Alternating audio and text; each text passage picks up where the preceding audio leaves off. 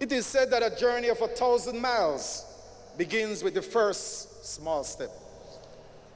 My friends, this evening is that first step for us in the direction of finding and implementing practical solutions to this problem.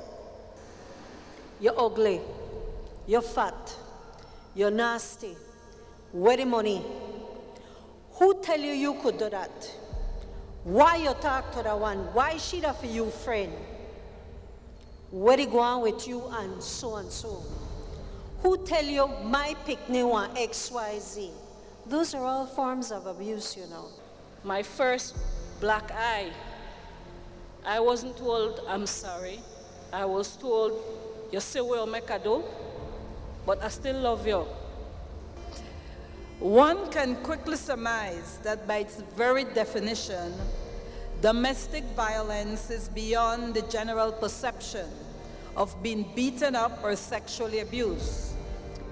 This conference is a part of the working out of the way forward for our community and administrative bodies.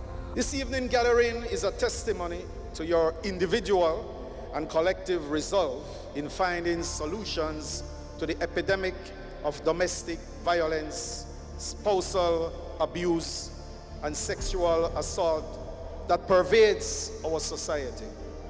For me, as a Commissioner of Police, I believe that no woman and no child should be harmed or be killed at the hands of the man who claims he loves them.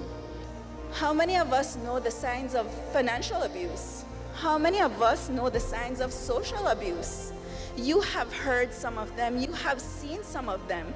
So it is up to you to be able to learn to identify it and learn how to break that cycle.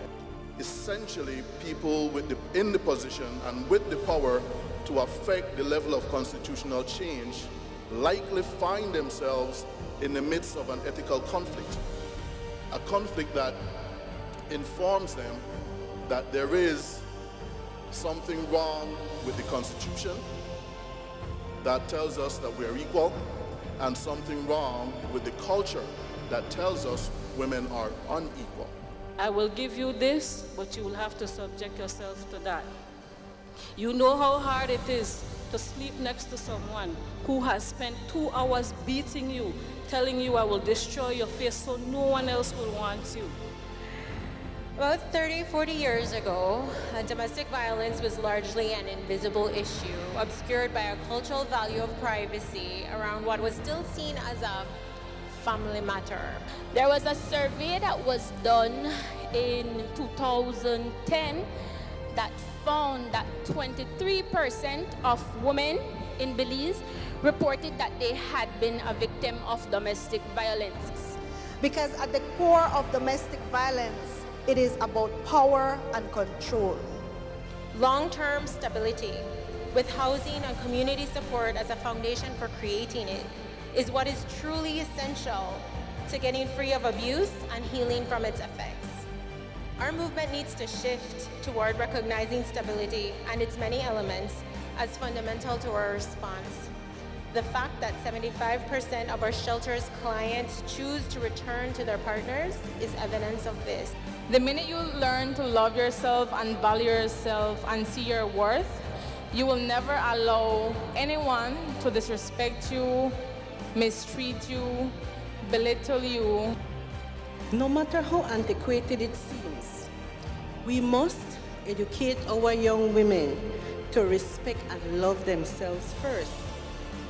So that when you walk into a room, if 99% of the persons in that room do not like you, you are in the 1% that likes you.